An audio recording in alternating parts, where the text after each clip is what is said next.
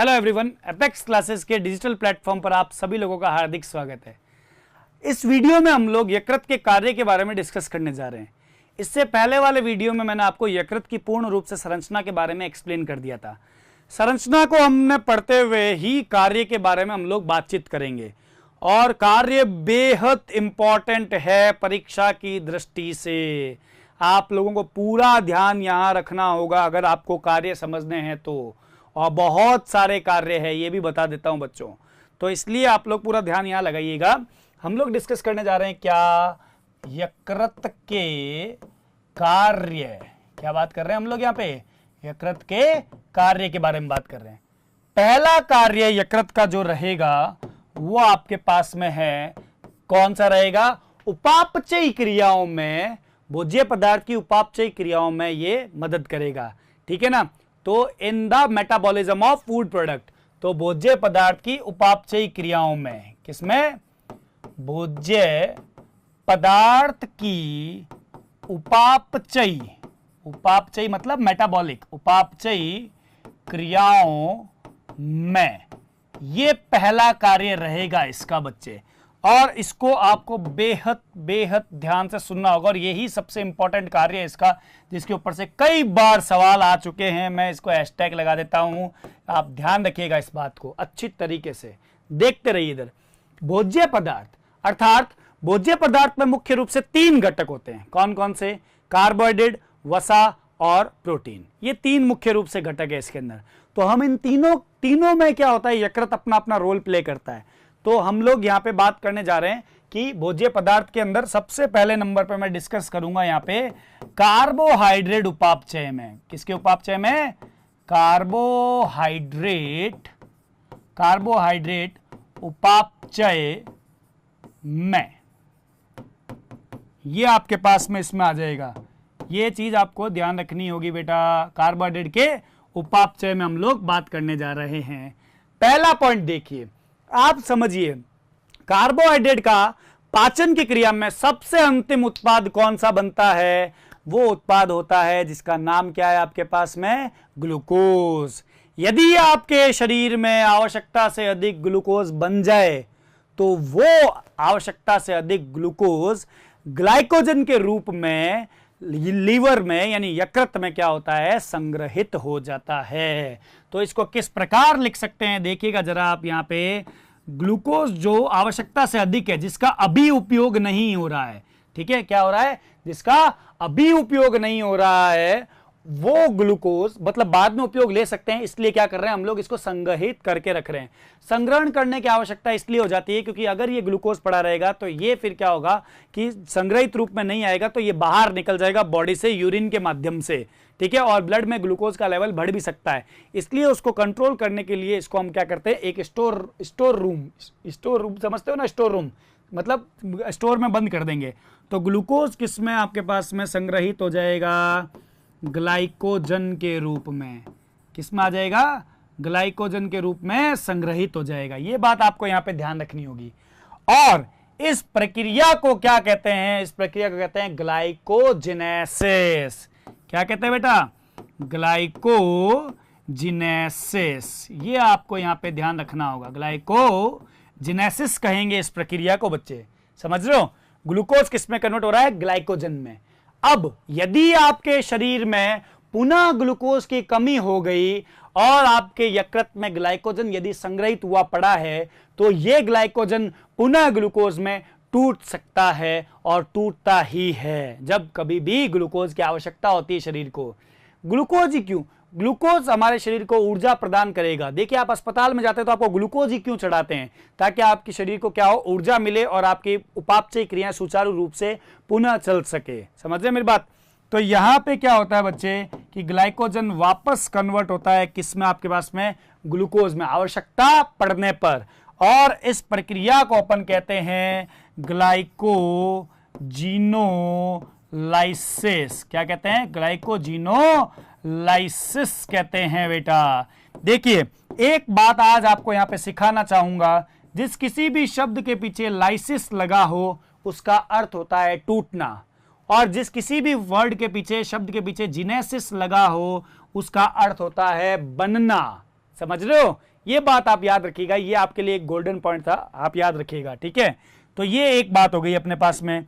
दूसरी बात मैं यहां पे ये समझाना चाह रहा हूं बच्चों कि अगर कोई नॉन कार्बोहाइड्रेट पदार्थ है, मतलब कार्बोहाइड्रेट नहीं है, अन्य पदार्थ है, जैसे कि वसा है या प्रोटीन है, तो वो भी ग्लूकोज के रूप में संग्रहित हो सकता है।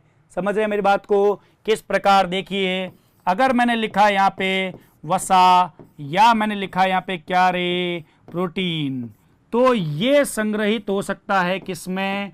ग्लूकोज में हो सकता है।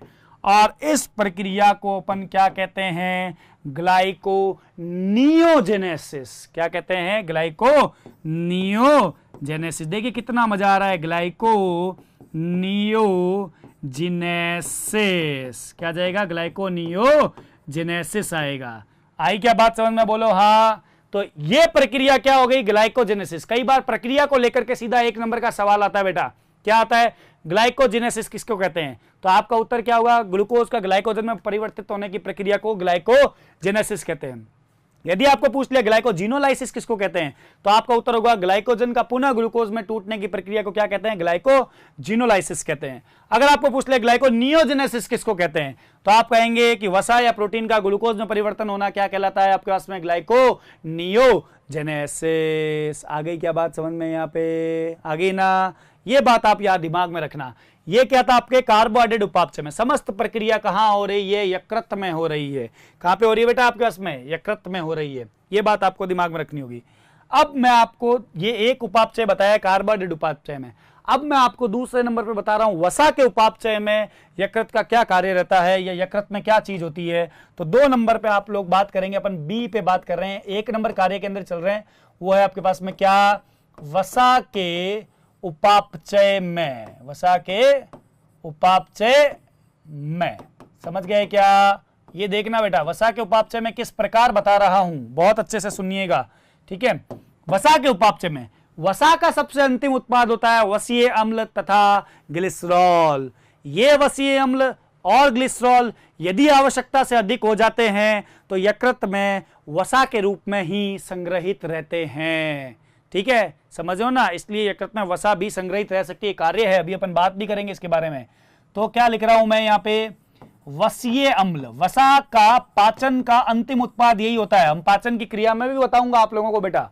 वसीय अम्ल प्लस क्या आ जाएगा? ग्लिसरॉल। क्या आ जाएगा? ग्लिसरॉल। ये संग्रहित होते हैं किसमें? वसा में संग्रहित होते हैं। इस प्रक्रिया को कहते हैं लाइपोजेनेसिस। क्या कहते हैं? लाइपोजेनेसिस। इस प्रक्रिया क्या कहते हैं? लाइपोजेनेसिस। लाइपो शब्द लिपिड के लिए आता है, लिपिड मतलब वसा, और जेनेसिस मतलब होता है बनना, अभी बताया था आप लोगों को।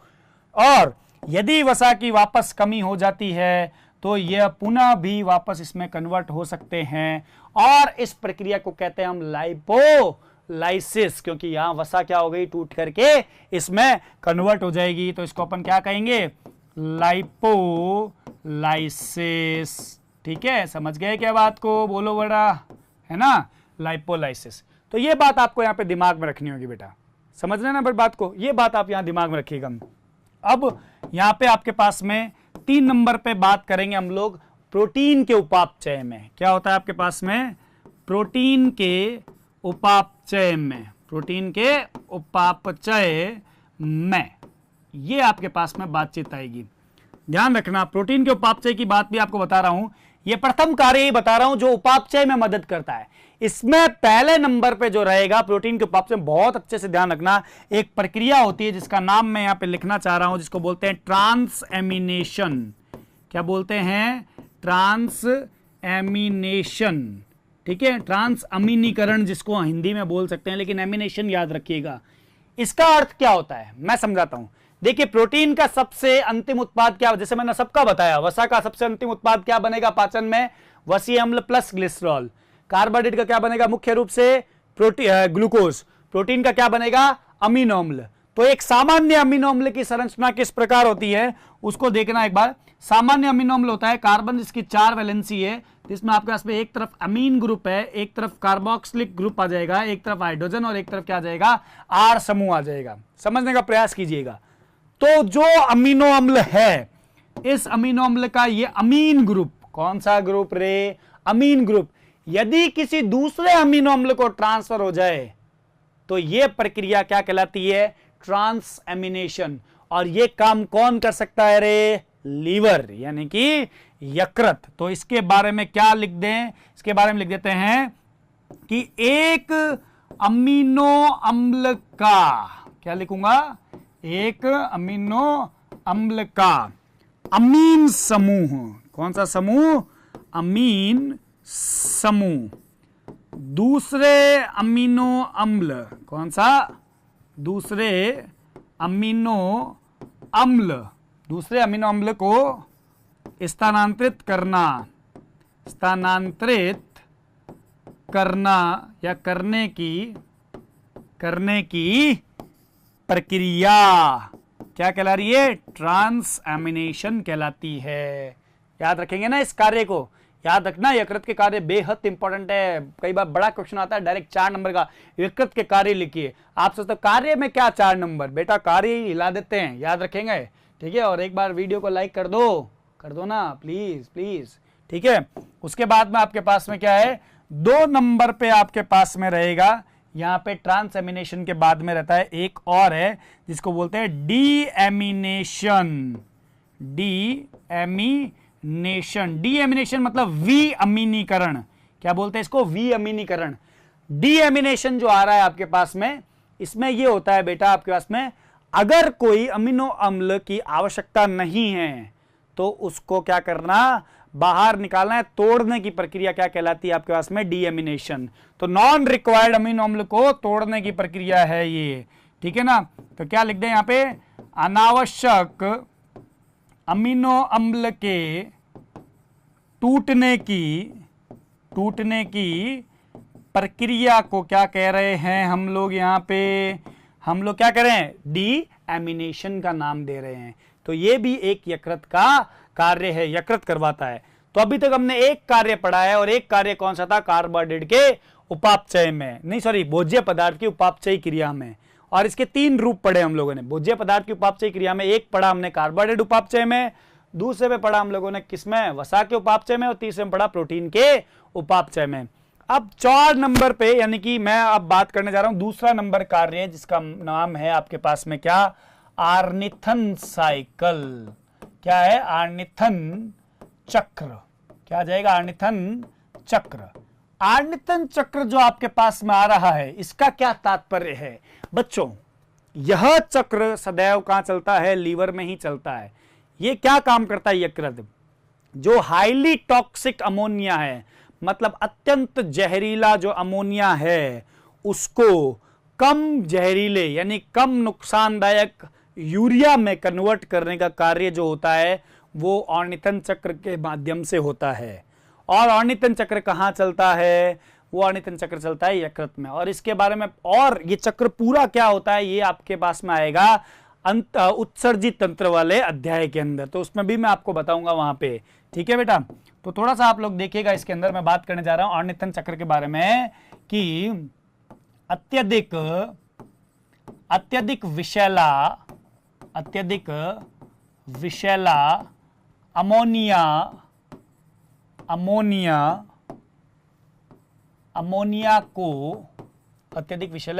को कम विषैले, क्या लिखूंगा मैं यहां पे बेटा? कम विषैले यूरिया में परिवर्तन करना। क्या आ जाएगा? परिवर्तन करना। यह भी एक यकृत का कार्य है। और ये किस चक्र के माध्यम से होता है? ऑर्निथन चक्र के माध्यम से संभव है। 3 नंबर पे कार्य की मैं यहां पे बात करने जा रहा हूं। तो तीसरा नंबर पे कार्य होता है आपके पास में, जिसके बारे में अपन वर्णन करने जा रहे हैं, वो होता है कि जो यकृत कोशिकाएं होती है वो भ्रूणीय अवस्था में किसका निर्माण करती है? आरबीसी का निर्माण करती है, केवल भ्रूणीय अवस्था में। तो यहां पे देखना जरा, यकृत कोशिकाएं भ्रूणीय अवस्था में, क्या आ जाएगा? भ्रूणीय अवस्था में आरबीसी का निर्माण करती है। किसका निर्माण करती है? आरबीसी का निर्माण करती है। ये बात आपको यहां दिमाग में रखनी पड़ेगी। यकृत कोशिका भ्रूणीय अवस्था में किसका निर्माण कर रही है? आरबीसी का निर्माण कर रही है। याद रह जाएगा क्या? बोलो हाँ। ठीक है, तो ये बात आप दिमाग में रखिएगा। लेकिन जब भ्रूण यानी कि बच्चा बाहर आ जाता है मां के पेट से, उसके बाद में जो रुधिर कोशिकाएं या आरबीसी का निर्माण है वो अस्थि मज्जा के द्वारा होता है। अस्थि मज्जा मतलब बोन मैरो, जो हड्डियों के बीच में मैरो यानी द्रव रहता है, उसके द्वारा ही संभव होता है। ये बात भी याद रखेंगे। 4 नंबर पे कार्य की मैं बात कर रहा हूं यहां पे, वो आपके पास में है भोज्य पदार्थों का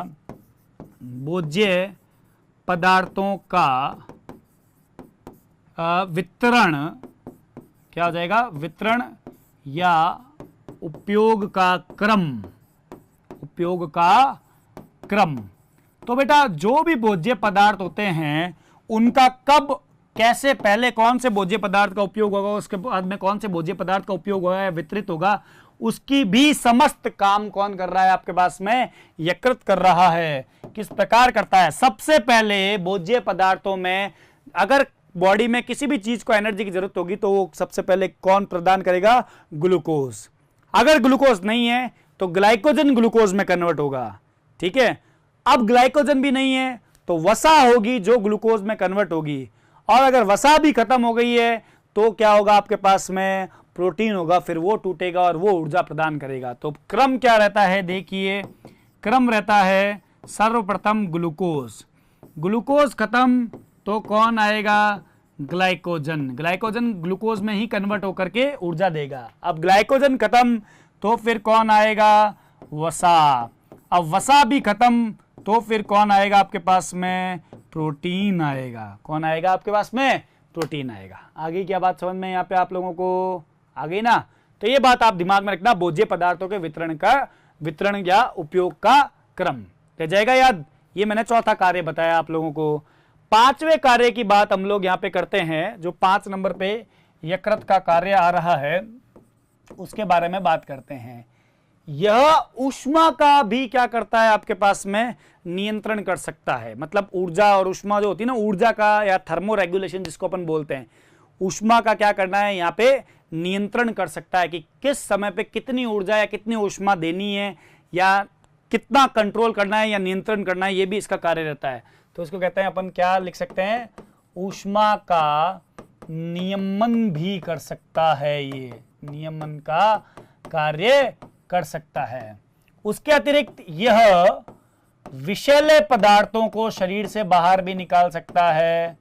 विषैले पदार्थों को शरीर से बाहर निकालना, ये भी आपके पास में क्या आ जाएगा? यकृत का कार्य आ जाएगा। 7 नंबर पे इसका मुख्य कार्य आएगा, यह प्लाज्मा प्रोटीन के निर्माण में भी सहायक होता है। प्लाज्मा प्रोटीन कौन सा? देखना, यह प्लाज्मा प्रोटीन, और मुख्य रूप से जो प्रोटीन रहता है उसका नाम है एल्बुमिन। कौन सा? एल्बुमिन। ये बहुत इंपॉर्टेंट नाम है, आप याद रखिएगा, एल्बुमिन। तो ये मुख्य रूप से क्या होता है कि प्लाज्मा प्रोटीन के निर्माण में भी सहायक होता है। क्या होता है? सहायक होता है। समझ गए बात बेटा? 8 नंबर पे बात कर रहा हूं, ये कुछ प्रतिस्कंदन मतलब जो रुधिर होता है ना, रुधिर उसका थक्का जमता है। ठीक है, उसको बोलते हैं स्कंदन। रुधिर का स्कंदन मतलब रुधिर का थक्का जमना।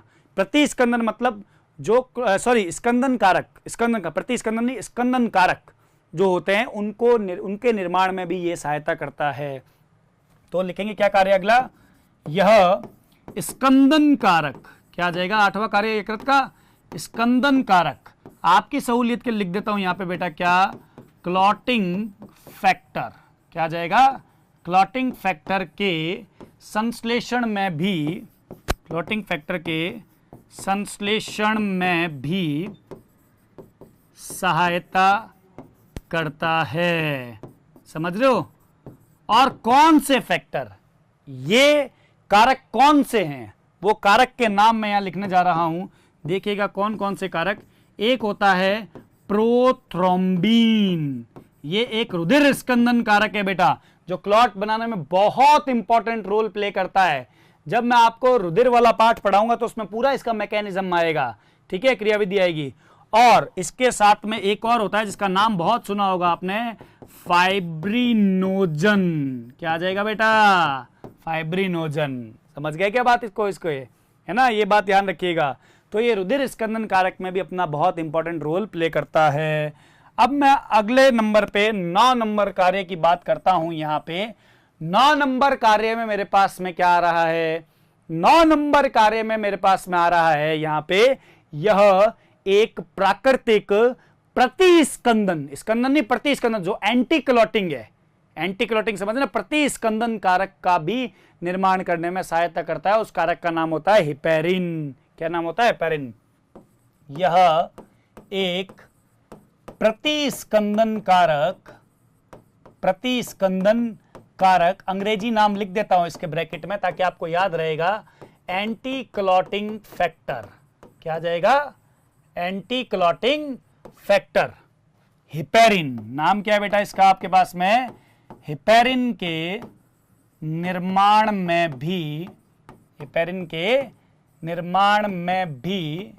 सहायता करता है। क्या करता है? सहायता करता है। यह बात भी आपको यहां पे ध्यान में रखनी होगी। कितने कार्य बता दिए मैंने बेटा? 9 कार्य आप लोगों को यकृत के बता दिए हैं। और 10वां और अंतिम, सबसे अंतिम और सबसे महत्वपूर्ण कार्य है आपके पास में, यह किसका संग्रहण कर रहा है आपके पास में? यह ग्लाइकोजन तथा वसा का संग्रहण करता है। करता है ना, बताया था आप लोगों को, संग्रहण करता है। वसीय कोशिकाएं पाई जाती है ना, समझ रहे हैं? संग्रहण, ग्लाइकोजन तथा वसा का संग्रहण करता है, बिल्कुल करता है। एक और कार्य याद आ गया यहां पे मुझे, वो भी लिख देता हूं। यह वसा में विलय होने वाले विटामिन्स, क्या विटामिन्स कौन कौन से बच्चों? Vitamin A, vitamin D, vitamin E, vitamin के, ये 4 तो वसा में घुलनशील है, वसा में विलय होने वाले। एक अन्य और है, एवं एक अन्य जो वसा में विलय नहीं है, ठीक है, विटामिन B12 का भी क्या करता है? ये अवशोषण करता है। क्या करता है?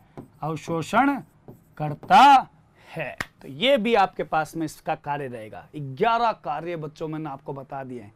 अब 12वां कार्य सुनिए, और 12वां कार्य भी आपके पास में बेहद इंपॉर्टेंट है। जो 12वां कार्य है वो है पित्त का स्त्रावण करना। और आपको पता है पित्त के ऊपर तो अपन वैसे ही बौखलाए में चर्चा करनी है हमको, ठीक है ना।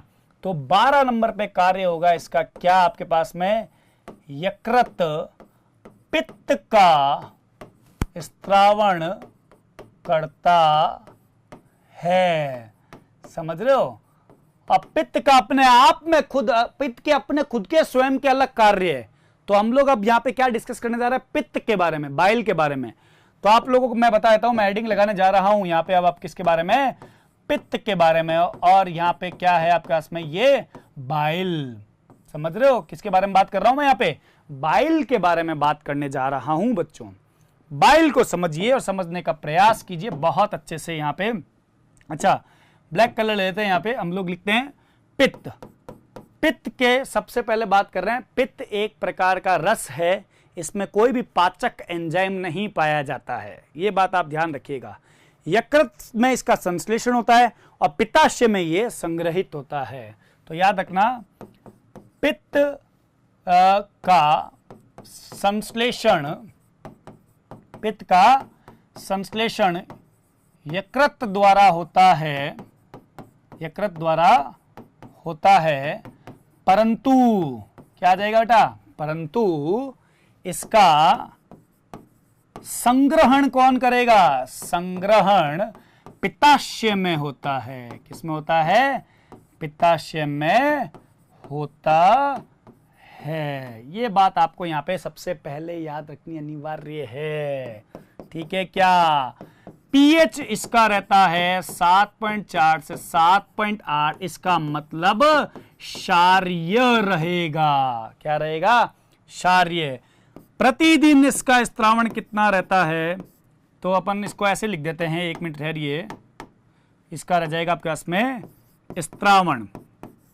स्त्रावण जो होता है आपके पास में वो 500 ml प्रतिदिन होता है। क्या होता है? प्रतिदिन 500 ml पित्त का ये स्त्रावण करता है। और क्या बात लिख सकते हैं? पित्त में कोई एंजाइम नहीं पाया जाता है। एंजाइम नहीं पाया जाता है। समझ गए बात? यहां पे ये भी बात आपको यहां पे ध्यान रखनी होगी। पित्त में कोई भी एंजाइम नहीं पाया जाता है। आगे बात समझ में? फिर भी इसका पाचन में बहुत बड़ा रोल है। आ गई क्या बात समझ में? बोलो हाँ।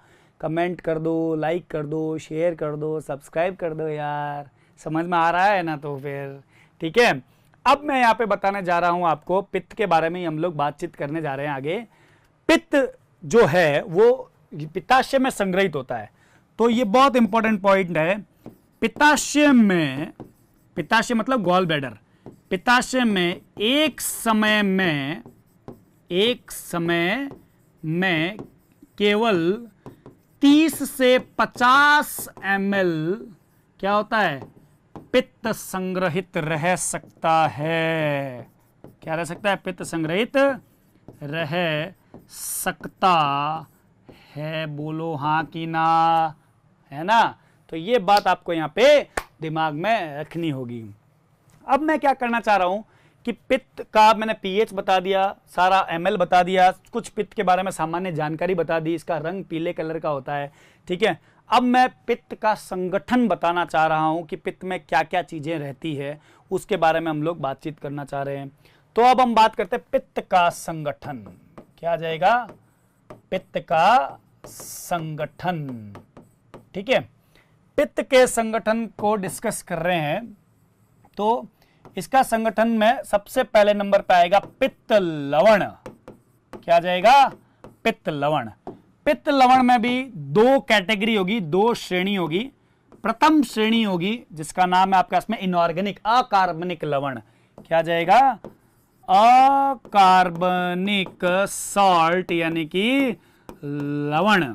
दूसरा आपके पास में आ जाएगा कार्बनिक लवण। आ रही है क्या बात समझ में बेटा? लवण समझ में आई बात? अब यहां पे आपके पास में रहता है, एक होगा NaCl, एक होगा Na2CO3 और एक होगा NaHCO3। Sodium chloride, sodium carbonate और सोडियम हाइड्रोजन कार्बोनेट। अब यहां पे आएगा सोडियम ग्लूकोलेट, और एक आ जाएगा सोडियम टार्कोलेट। क्या आ जाएगा? सोडियम टार्कोलेट। ये 2 लवण हो गए इसके। समझ में गए? अगला बिंदु जो पित्त का संगठन है उसमें बात कर लेते हैं। क्या मिल सकता है? कोलेस्टेरॉल। ठीक है। क्या आ जाएगा? कोलेस्ट्रॉल। और क्या आ सकता है इसमें? फॉस्फोलिपिड। ठीक है। क्या आ जाएगा? फॉस्फोलिपिड। जल भी रहेगा भाई, जल भी लिख देना यहाँ पे। ठीक है। और अंतिम और सबसे अंतिम बेहद इंपॉर्टेंट पित्त वर्णक। क्या रहेंगे आपके पास में? पित्त वर्णक। ये 2 प्रकार के रहेंगे पित्त वर्णक। पहला वर्णक आपके पास में रहेगा बिलीरुबिन। क्या रहेगा? बिलीरुबिन। दूसरा रहेगा आपके पास में बिलीवर्डिन। क्या रहेगा? बिलीवर्डिन। तो 2 आपके पास में रहेंगे पित्त वर्णक में, बिलीरुबिन और बिलीवर्डिन। बिलीरुबिन और बिलीवर्डिन का निर्माण जो होता है, मृत आरबीसी जो होती है, क्या होती है? मृत आरबीसी। मृत आरबीसी के अंदर क्या होता है? हीमोग्लोबिन जो होता है, उस हीमोग्लोबिन के टूटने से क्या होता है? बिलीरुबिन और बिलीवर्डिन बनता है। इसकी मात्रा पीलिया जो रोग होता है उसमें अधिक हो जाती है। ये यूरिन के माध्यम से यानी कि मूत्र के माध्यम से शरीर से बाहर त्यागा जाता है। समझे ना मेरी बात। तो अपन कुछ बिलिरुबिन बिलिवर्डिन के बारे में पहले लिखते हैं, फिर पित्त के कार्य लिखेंगे बेटा, ठीक है ना। तो अपन लोग यहाँ पे लिखना चाह रहे हैं, कुछ पॉइंट है पित्त वर्णक से रिलेटेड अपन लोग चीज लिख रहे हैं, थोड़ा एक दो पॉइंट लिख लेते हैं यहाँ पे, ठीक है, काम आएगा हमारे। तो यहाँ पे हमारे पास में पॉइंट ये रहेगा पित्त वर्णक के बारे में। ये वर्णक, कौन से वर्णक रे, ये वर्णक, ये वर्णक, ये वर्णक, आगे बात सुन में, ये वर्णक मृत आरबीसी के हीमोग्लोबिन के विखंडन से निर्मित होते हैं। समझ रहे हो मेरी बात को। मृत आरबीसी के हीमोग्लोबिन के विखंडन से निर्मित होते हैं, ये बात आप याद रखिएगा, यहाँ पे रह जाएगी क्या याद, ठीक है। तो ये याद रखना अपन को। और ये मूत्र के द्वारा शरीर से बाहर नहीं होगा, बाहर त्यागे जाते हैं, बाहर त्यागे जाते हैं। अर्थात ये क्या होते हैं, अर्थात ये उत्सर्जी पदार्थ है। कैसे पदार्थ है, उत्सर्जी पदार्थ है, याद रह जाएगा, क्या बोलो, हाँ, है ना। तो ये बात आपको यहाँ पे दिमाग में रखनी होगी। इनका रंग बेसिकली होता है, वो आपके पास में क्या होता है, पीला होता है। कैसा होता है, पीला रंग होता है। और ये नाम बहुत इंपॉर्टेंट है अपने आप में, वाकई में बहुत इंपॉर्टेंट है। इनके ऊपर सवाल पूछा जाता है, आप याद रखिएगा इस चीज को, बहुत बहुत इंपॉर्टेंट है, ठीक है। अब मैं डिस्कस करने जा रहा हूं अगली बात पे, जो मेरे पास में क्या है, पित्त के कार्य। अंतिम टॉपिक है बेटा, आप लोग ध्यान लगाइए, ठीक है। पित्त के कार्य, पित्त के कार्य भी अपने आप में बहुत इंपॉर्टेंट है बेटा, ठीक है। एक नंबर कार्य की मैं सबसे पहले बात कर लेता हूं। वसा का पाइसीकरण करने में बहुत बड़ा रोल है इसका, समझ रहे हो मेरी बात को। वसा का पाइसीकरण कौन करवाता है, पित्त ही करवाता है। तो यहां पे मैं क्या लिखूंगा, वसा का पाइसीकरण। पाइसीकरण मतलब होता है बड़े बड़े वृहद वसीय गोलीय अणु को छोटे सूक्ष्म गोलीय अणु, वसीय गोलीय अणु में तोड़ना, छोटे सूक्ष्म वसीय अणु में तोड़ने की प्रक्रिया वसा का पाइसीकरण करवाता है। याद रह जाएगा क्या, बोलो हाँ सर याद है, याद रह जाएगा ना। और ये कार्य मुख्य रूप से होता है आपके पास में कार्बनिक लवण का। किसका होता है, कार्बनिक नहीं होता, कार्बनिक है, कार्बनिक लवण का ये मुख्य रूप से कार्य रहेगा। 2 नंबर पे मैं बात करता हूं, यहां पे जो मुख्य है, जो पित्त है वो क्या करता है आपके पास में, लाइपेज, अग्नाशय लाइपेज एंजाइम को सक्रिय करता है। देखिए अग्नाशय लाइपेज एंजाइम जो है वो सदैव एल्केलाइन पीएच पे काम करता है, क्षारीय पीएच पे काम करेगा। और पित्त क्या करेगा, लाइपेज को क्या करता है, एक्टिव करता है। तो पित्त का क्या कार्य हो जाएगा, पित्त सदैव अग्नाशय लाइपेज को, लाइपेज एंजाइम को लिख देता हूं मैं थोड़ा सा यहाँ पे, आप थोड़ा सा ध्यान लगाइएगा। मैं यहाँ पे क्या लिख देता हूं, लाइपेज एंजाइम को सक्रिय करता है, ठीक है। ये क्या काम करेगा आगे एंजाइम, वो मैं आपको वसा के पाचन वाले टॉपिक में जरूर बताऊंगा। आगे क्या बात सुनने, तीसरा कार्य सुनिए पित्त के बारे में। पित्त जो है वो जो ऊपर से आमाशय से भोजन आ रहा है वो है कौन सा, अम्लीय प्रवृत्ति का। तो भोजन को ये किस में डालेगा, क्षारीय प्रवृत्ति में डालने का कार्य करता है। तो क्या कर देगा ये, भोजन को, साथ में ब्रूनर ग्रंथि का भी कार्य रहता है जो मैंने छोटी आंत में पढ़ाई थी। भोजन को क्षारीय माध्यम में या माध्यम प्रदान करता है, माध्यम प्रदान करने में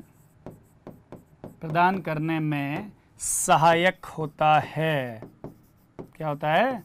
सहायक होता है। समझ रहे हैं? मतलब हाइड्रोक्लोरिक अम्ल जो होता है ना अमाशय में, उसके एक्शन को, उसकी क्रिया को समाप्त कर देगा ये और पीएच में डाल देगा, ताकि क्या हो, अग्नाशय एंजाइम उसके ऊपर अच्छे से कार्य कर सके। किसके ऊपर?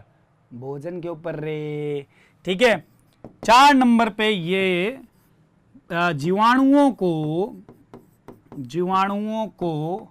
जीवाणुओं का भक्षण भी करता है। क्या करता है? जीवाणु का भक्षण करता है। आ गई क्या बात समझ में? बोलो हाँ, आ गई ना? तो ये बात आपको यहाँ पे दिमाग में रखनी होगी। पित्त के मैंने कुछ कार्य बताए हैं बेटा आप लोगों को, ये बात आप याद रखना। इसके अतिरिक्त एक कार्य और है, वो भी हम लोग यहाँ पे बात कर लेते हैं 5 नंबर पे। वसा के अवशोषण में पित्त लवण सहायक होते हैं। क्या होते हैं? पित्त लवण सहायक होते हैं। आगे क्या बात समझ में? बोलो हाँ, आगे ना? तो ये बात आपको यहाँ पे दिमाग में रखनी होगी। बोलो हाँ, रख लोगे ना? है ना? अब एक और चीज बताता हूं आप लोगों को, वो होता है पित्ताशय पत्थरी। है ना? कई बार सुनते हैं हम लोग गॉल ब्लैडर में पत्थरी हो गई। पित्ताशय पत्थरी, रीनल स्टोन नहीं, क्या नाम है, गॉल ब्लैडर स्टोन। है ना? क्या होता है बेटा, कई बार क्या होता है कि यहाँ पे क्या होता है कि जो नलिकाएं होती है, बहुत सारी नलिकाएं होती है, पित्ताशय की नलिका, सिस्टिक नलिका, यकृत से ऊपर आने वाली नलिका। तो यकृत में पित्त है, पित्त में क्या होता है, कोलेस्ट्रॉल होता है। तो यदि कोलेस्ट्रॉल क्या होता है, कई बार इसके नली के किनारे पे क्या होता है, जमा हो जाता है। कुछ इस प्रकार देखिए, अगर ये कोई नली है तो इसके किनारे पे अगर यहाँ पे क्या हो गया बेटा, कोलेस्ट्रॉल जमा हो गया है। ठीक है, ये इस तरीके से कोलेस्ट्रॉल जमा हो गया है यहाँ पे, तो ये इस नली को क्या कर देगा, संकरा कर देगा। क्या कर देगा? संकरा कर देगा। ये आप गैप देख रहे हैं इसके बीच में, ये वाला गैप, ठीक है, ये गैप आपके पास में क्या हो रहा है, संकरा हो गया। ठीक है ना? तो ये जब संकरा होता है फिर वो कोलेस्ट्रॉल जमता रहता है, तो वो क्या होता है, क्रिस्टल या पत्थर के जैसा हार्ड हो जाता है, और उसी को अपन क्या बोलते हैं, पित्ताशय पत्थरी कहते हैं। तो यहाँ पे मेन काम रहता है आपके पास में कोलेस्ट्रॉल यानी चर्बी, कोलेस्ट्रॉल के मुख्य रूप से, और भी कारण होते हैं लेकिन एक कारण मैं आपको बता रहा हूं इसकी पथरी का, मुख्य रूप से नलिकाओं के किनारे पर जमा हो जाने से ये नलिकाएं संकरी हो जाती है और धीरे धीरे ये कोलेस्ट्रॉल पत्थरी का रूप ले लेता है, क्योंकि जमा हुआ रहता है ना, तो ऐसा लगता है कि हाँ भैया जमा हुआ है, ये बात है। तो ये आपके पास में थे यकृत के समस्त कार्य जो मैंने आपको जानकारी दी है, बहुत इंपॉर्टेंट। एक एक कार्य को मैंने यहाँ पे लिख के बताया है, एक बार स्टार्टिंग से देख लेंगे हम लोग, कोई कार्य रह तो नहीं गया, अगर रह गया हुआ तो उसको भी पूरा कर देंगे हम लोग यहाँ पे, है ना। तो सबसे पहले मैंने उपापचय के बारे में बताया था आप लोगों को यहाँ पे, ठीक है ना। उपापचय के बारे में हम लोगों ने बात की थी, कार्बोहाइड्रेट का उपापचय, ग्लाइकोजेनेसिस, ग्लाइकोजिनोलाइसिस और ग्लाइकोजिनोलाइसिस और ग्लाइकोनियोजेनेसिस के बारे में बताया। फिर मैंने आपको बताया वसा के उपापचय में हम लोगों ने बात की लाइपोजेनेसिस और लाइपोलाइसिस के बारे में। फिर दो हम लोगों ने प्रोटीन के उपापचय में ट्रांस एमिनेशन और डी एमिनेशन की बात की, हम लोगों ने आपको पूरा समझाया इसके बारे में मैंने। उसके बाद में ऑर्निथन चक्र के बारे में बताया। ऑर्निथन चक्र यकृत कोशिका भ्रूणीय अवस्था में आरबीसी का निर्माण करती है। भोज्य पदार्थों का वितरण है वो भी किस प्रकार होता है वो भी मैंने आपको बताया। ऊष्मा का नियमन के बारे में भी हम लोगों ने बात कर ली। विषैले पदार्थ को शरीर से बाहर निकालना, एल्बुमिन का स्त्राव मतलब बनाने में मदद करना, रक्त स्कंदन कारक जो होते हैं प्रोथ्रोम्बिन और फाइब्रिनोजन के निर्माण में सहायता करना, ये भी इसका कार्य था। उसके बाद में मैंने आपको इसके अंदर प्रतिस्कंदन कारक के बारे में बता दिया, हिपेरिन जो होता है उसका निर्माण करने में भी सहायक करता है ये। ग्लाइकोजन तथा वसा का संग्रहण होता है इसमें, ये वसा में विलय होने वाले विटामिन का संग्रहण भी कर सकता है, साथ ही साथ में एक अन्य विटामिन विटामिन B12 जिसका नाम साइनोकोबालेमिन होता है, उसका भी संग्रहण करने में ये क्या होता है, सहायक होता है। फिर हम लोगों ने बात की इसके अंदर यकृत पित्त का स्त्रावण भी करता है। एक कार्य शायद रह गया है यहाँ पे, अंतिम चरण पे मैं इस कार्य को लिखना चाहूंगा, पर यहाँ पे मेरे को लगता है हाँ यहाँ पे स्थान है, यहाँ पे लिखा जा सकता है। 13 नंबर लगा करके लिख रहा हूं क्योंकि 12वां इसके पीछे लिखा हुआ है मैंने, ठीक है ना। तो मैं 13 नंबर कार्य लिख रहा हूं यहाँ पे। यकृत में क्या होती है, कुफ्फर कोशिकाएं होती है। ये कुफ्फर कोशिका क्या करती है, भक्षण का कार्य करती है। ये मैंने नहीं लिखा है, ठीक है ना। तो अपन लिख देते हैं कुफ्फर कोशिकाएं, कुफ्फर कोशिकाएं मृत रुधिर कोशिकाओं का, मृत रुधिर कोशिकाओं का भक्षण करती है, भक्षण करती है। समझ गए, क्या करती है, भक्षण करती है। और बैक्टीरिया को भी मारने का कार्य कर सकती है कुफ्फर कोशिकाएं।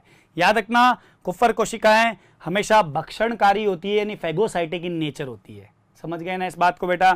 फिर हम लोगों ने बात की पित्त के बारे में, सारा पित्त का संश्लेषण कहाँ होता है, पित्त के बारे में कोई एंजाइम नहीं, कितना इसका ml होता है, कितना pH होता है इसके अंदर। फिर मैंने पित्त का संगठन भी आप लोगों को बता दिया। पित्त का संगठन के बाद में मैंने आपको पित्त वर्णक के बारे में अलग से बता दिया, यहाँ पे क्या रहेगा। पित्त वर्णक के बाद में पित्त के कार्य भी हम लोगों ने यहाँ पे डिस्कस कर लिए, और कार्य के बाद में हम लोगों ने थोड़ा पित्ताशय की पथरी और इनके बारे में भी बातचीत कर ली। तो बच्चों यहाँ पे मैंने यकृत ग्रंथि को पूर्ण रूप से समाप्त कर दिया है, ठीक है। अगले वीडियो में मैं आपके पास में अग्नाशय ग्रंथि और संपूर्ण पाचक रस का जो संगठन होता है, पूरा पाचक रस जो स्टार्टिंग से लेकर एंड तक पढ़ा है, उसके वीडियो में, उसके बारे में हम लोग अगले वीडियो में बात करेंगे। धन्यवाद बेटा, बहुत बहुत धन्यवाद आप सभी लोगों का। हमारे चैनल को सब्सक्राइब कीजिए, वीडियो को लाइक कीजिए, शेयर कीजिए और कमेंट सेक्शन में कमेंट ड्रॉप कीजिए। अगर कोई भी तरह का आपको डाउट आता है तो डेफिनेटली मुझे बताइएगा, ठीक है। हम लोग लाइव क्लास भी लेंगे और लाइव से भी जुड़ेंगे, तब हम लोग और डाउट्स के बारे में भी डिस्कस करेंगे। धन्यवाद बेटा।